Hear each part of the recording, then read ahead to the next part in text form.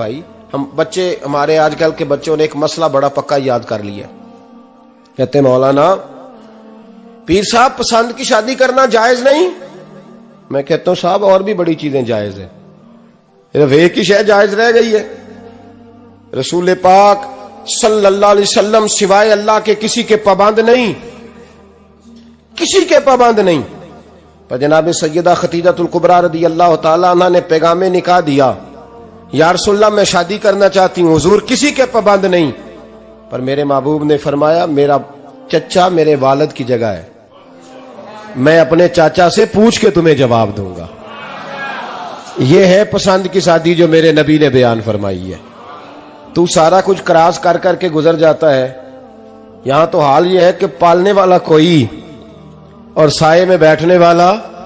باغ تیرے دی کر کر راکھی میں ساری عمر گزاری, تو جدوں اے پھل پکن تے آیا تے لے گئے ہور بپاری.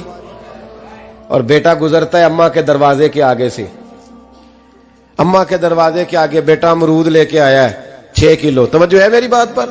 ادھر دیکھیں جی, چھوڑیں تھوڑی دیر ہماری سنیں. وہ امرود لے کے آیا 5-6 کلو, تو اماں کے دروازے کے قریب سے گزر گیا رات کو. تو کمائی کھانے کا ٹائم آیا نا, تو گزر گیا. تو وہ وزیر اعظم سے ڈرتا ہے نا, تو جا کے بی بی سے کہتا ہے بی بی کے حقوق دینا بھی رسول اللہ کی سنت ہے. لیکن یہ کیا بات ہوئی, تو نے بیوی اور ماں کا مقابلہ شروع کرا دیا. سمجھ تو صحیح, یہ تیرے لیے کعبے کی جگہ ہے اور تو بیوی کے لیے کعبے کی جگہ ہے. اسے بھی سمجھنا چاہیے, غور کرنا چاہیے. 5 کلو امرود لے کے تو ماں کے کمرے کے قریب سے گزر گیا ہے. بی بی کو جا کے کہتا ہے چل آدھا کلو اماں کو بھی دے, اس کے کون سے دانت ہیں. تو پلیٹ میں ڈال کے وہ لائی ہے. تو سمجھا ہی نہیں, تو نے غور ہی نہیں کیا. بندہ تو وہ ٹھیک نہیں تھا, نیپولین. پر کسی نے اس سے پوچھا تھا بتا زندگی میں پیسے لینے کا مزہ کب آیا. اس نے کہا کہ مجھے مزہ تب آتا تھا کہ میں اپنی ساری کمائی لا کے اپنی اماں کے ہاتھ پہ رکھتا تھا, اور پھر جب میں اپنی ماں سے تھوڑا تھوڑا خرچہ لیتا تھا نا, تھوڑا تھوڑا. توجہ ہے میری بات پہ؟ اماں جی 10 روپے دے آج. کہتے جب میں تھوڑا تھوڑا خرچہ لیتا تھا نا, تو مجھے یوں لگتا تھا جیسے میں بادشاہ وقت کے سامنے کھڑا ہوں اور وہ خزانے کا منہ کھول کھول کے مجھے دیتا جا رہا ہے. تو اس ذائقے کو سمجھ تو صحیح بھائی, تو اس کو سمجھ تو صحیح بھائی. یاد رکھیں اور غور کریں, ماں اور باپ. اور پھر یہ بھی سن لیں, نبی پاک صلی اللہ تعالی علیہ وآلہ وسلم نے ماں باپ کے لیے فرمایا ہما جنتک و نارک, یہی تیری جنت ہے اور یہی تیرے لیے جہنم ہے. اگر یہ راضی ہو گئے تو تیرے لیے جنت ہے, ناراض ہو گئے تو چاہے تو ایک 100 پیر کے مزار پہ حاضری دے آ, لیکن جب تک ابا راضی نہیں اتنی دیر تک اللہ راضی. یہ حدیث پاک ہے, حضور نے فرمایا جس کے والد راضی اس کا اللہ راضی, اور جس کا باپ ناراض اس کا اللہ. ہاں بے شک. اب یہ حدیث ہے نا, تو سارے ولی ایک طرف بیٹھ جائیں, کہیں یا اللہ بخش دے مرید کو. لیکن اگر ابا کہے یا اللہ نہ معاف کرنا, تو اللہ ان اولیاء کی نہیں مانتا, والد کی مانتا ہے. اس لیے بلے شاہ آسمانی اڈ دیاں پڑھنا ہے, جیڑا گھر بیٹھا انہوں پڑھیا ہی نہیں. بھائی یاد رکھو, ماں باپ سے پیار کرو, ان کی خدمت کرو, ان کے پاس بیٹھا کرو, اور ماں باپ کو ٹائم دیں, وقت دیں, چند گھڑیاں ان کے پاس بیٹھیں. آپ یقین کریں ابا جی سے آپ مشورہ کر لیں, صرف مشورہ, مرضی بے شک اپنی کریں, لیکن اس مشورے میں آپ کو اتنا سایہ ملے گا کہ زندگی میں کبھی ناکامی نہیں ہوگی. پر اسی سجن دی مننی ابے دی نہیں مننی. وہ پھٹے پہ جو نلائق ہماری طرح کا بیٹھا ہے اس سے مشورہ لینا ہے, والد سے نہیں لینا. باپ کے پاس بیٹھیں, اس سے مشورہ لیں. میرے ابا جی کسان تھے, میں نے اپنی زندگی میں ڈھیروں چیزیں اپنے باپ سے سیکھی ہیں, درجنوں چیزیں سیکھی ہیں. میرے والد بڑے خوددار تھے, مزاج میں عجیب سی خودداری تھی. کوئی بندہ کبھی حال پوچھ لیتا تھا نا کہ حالات کس طرح کے ہیں, تو فرماتے تھے بھائی اگر بتانا ہوا تو اپنے اللہ کو بتاؤں گا. الحمدللہ بڑا فضل ہے, میں نے ان کے ہاتھوں پہ ہمیشہ چھالے دیکھے, ہمیشہ چھالے, لیکن ان کا ہاتھ کبھی کسی دنیا دار کے سامنے پھیلتا ہوا نہیں دیکھا.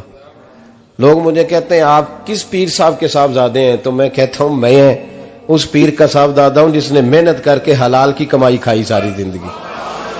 یہ لوگ پیر نہیں ہوتے، یہ مرشد نہیں ہوتے، اور میں نے درجنوں چیزیں سیکھی ان سے. تو سیکھنے تو بیٹھ، تجھے ہزاروں چیزیں ملیں گی. بھائی اپنی زندگی میں ماں باپ کی طرف دیکھو، سب سے ضروری کام ہے انہیں وقت دو. اماں کے او بھائی بڑا مشکل ہے دنیا داروں سے تعریف کرانا. اماں دے کول تے ایویں 2 منٹ راتی بھئی نہ کھی اماں پیر کٹے نہ رضائی جو تیرے گھٹ چھڑا. تے اماں کہندی جا میرا پتر تھکیا ہے تو سو جا کے، میں کدو کام لگی سا، میں کدو حل وان ڈئی سا، جا سو جا کے. بس یہ کاروائی ہے. تو نے 2 منٹ کے لیے کہہ دیا، سویرے پورے محلے میں تیری اماں کہے گی اللہ میرے پتر ورگا پتر سارے نو دے. راتی آندا ہے تے مینوں گھٹ کے سوندا ہے، اللہ گھٹیا کوئی نہیں سو ایویں کاروائی پائی سو، لیکن وہ سب کو بتاتی ہے. تو بھائی اتنی قیمتی چیز اور تو چھوڑ کے میں کبھی جلسے سے دیر سے آتا تھا نا، اب تو جاتا نہیں زیادہ جگہوں پہ. کوشش کرتا ہوں کہ چلو ماحول کے مطابق، تھوڑا خشک آدمی ہوں تو ہر جگہ سیٹ نہیں ہو پاتا، اس لیے کم جاتا ہوں. تو کبھی رات کو آتے تھے نا دیر سے، میری اماں جی شوگر کی مریض تھیں، تو میں چھوٹے بھائی کو فون کرتا تھا کہ اماں جی سو گئے، کہنے سو گئے. میں کہتا تھا کہ تو نہ اس طرح کر، نیچے آ جا، 2 بج گئے، وہ شوگر کی مریض ہے، آنکھ کھل جائے نا تو دوبارہ لگتی نہیں بزرگوں کی، تو دروازہ کھول دے، اندر دستک دی تو دقت ہوگی. تو میں جوتے اتار کے اندر داخل ہوتا تھا تو پہلا قدم رکھتا تھا تو میری اماں بول پڑتی تھی پتر آ گئے آ گئے. او بھائی تو اس درد کو سمجھنا، کوئی تجھے ملے گا، کوئی ملے گا تجھے ایسا. اب میں دور دراز بھی چلا جاتا ہوں، ان کی زندگی میں نہیں جا پایا، کہتے ہیں ہم نے نہیں جانا، گھر میں رہنا ہے. اس کیف کو سمجھ لے، اس دولت کے قریب ہو جا.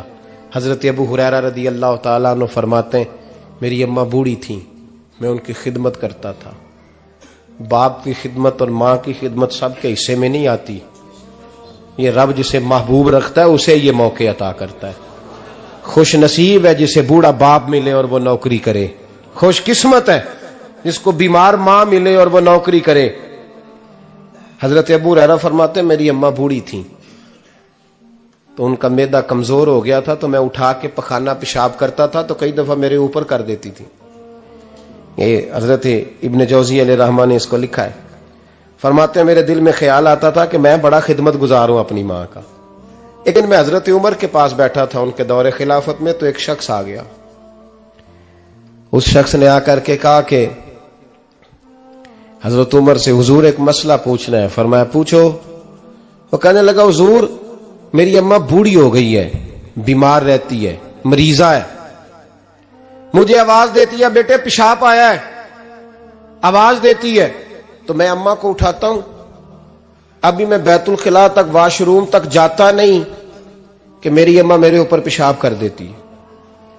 حضرت عمر سے کہنے لگا حضور بچپن میں اماں پہ پیشاب کرتا تھا، اب اماں میرے اوپر کر دیتی ہے تو حق ادا ہو گیا نا. حضرت ابو ہریرہ کہتے ہیں جب اس نے سوال پوچھا تو میرے بھی کان کھڑے ہو گئے. میں نے کہا یہ تو میرے والا مسئلہ پوچھ رہا ہے، میرے والا مسئلہ پوچھ رہا ہے. میرے پاس ایک دوست جمعہ پڑھنے آتے ہیں بڑی دور سے، مجھے کہنے لگے حضرت صاحب جدوں بھی میں آنا نا تسی میری ہوئی گل چھیڑ دیندے ہو، وہ جو بات ہوتی ہے نا بالکل میری ہوتی ہے. میں نے کہا نہیں یار جو میں کر رہا ہوتا ہوں وہ میری بھی ہوتی ہے، وہ سارے معاشرے کی ہوتی ہے. ہمیں لگتا ہے کہ میری ہو رہی ہے، حالانکہ وہ بات ہماری سب کی مشترکہ ہوتی ہے. سن لیں اور یاد رکھ لیں. حضرت ابو ہریرہ فرماتے ہیں میرے کان کھڑے ہو گئے. میں نے کہا اس نے تو میری بات پوچھنی شروع کر دی. حضرت فاروق اعظم سے کہنے لگا حضور بچپن میں اماں پہ پیشاب کرتا تھا، وہ میرے اوپر کر دیتی ہے تو حق ادا ہو گیا. حضرت عمر کہنے لگے نہیں کوئی نہیں ہوا. اس نے کہا حضور مجھے سمجھائیں، وہ سارے کام جو میں اماں کے ساتھ کرتا تھا اماں میرے ساتھ کرتی ہے تو کیوں نہیں ہوا. حضرت عمر کہنے لگے بھائی پیشاب تو بھی اماں پہ کرتا تھا اور اماں بھی تیرے اوپر کرتی ہے، پر تیری اور تیری ماں کی سوچ میں بڑا فرق ہے. اس نے کہا حضور کس طرح؟ تو کیا جواب ہے سیدنا فاروق اعظم کا، لو کان نبی بعد لکان عمر ابن خطاب. کیا جواب ہے؟ حضرت عمر فرمانے لگے تیری اور تیری ماں کی سوچ میں بڑا فرق ہے. کہا حضور کس طرح؟ فرمایا جب تیری اماں تیرے اوپر پیشاب کرتی ہے نا تو تو دعا کرتا ہے کہ یا اللہ بوڑھی ہو گئی ہے اسے پردہ دے دے، اور جب تو اپنی اماں پہ پیشاب کرتا تھا تو وہ دعا کرتی تھی یا اللہ میرے لال کو لمبی زندگی عطا فرما۔ فرمایا یہ تیرا اور اس کا فرق ہے، تو پردے کی دعائیں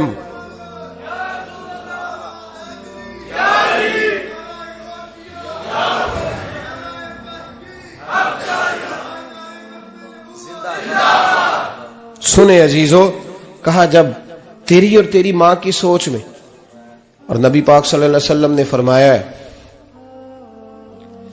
جتنے بھی گناہ انسان کرتا ہے نا اللہ کریم سزا کو روک دیتا ہے، قیامت میں سزا دے گا، اور جو ماں باپ کا نافرمان ہے نا اس کو دنیا میں بھی سزا ملے گی، جو ماں باپ کا نافرمان ہے اسے دنیا میں بھی۔ آپ یقین کریں بچے تھوڑا سا پڑ جاتے ہیں بیچارے تو ماں باپ سے کہتے ہیں ابا جی تسی پرانے دور دے ہو تو انہوں کی پتا ہوئے، اور تجھے پتہ ہی نہیں بھائی، تجھے خبر ہی نہیں، یہ پرانے دور کے نہیں، تو بیوقوفوں کے دور کا ہے، تو سمجھ یہ کوئی تعلیم ہے۔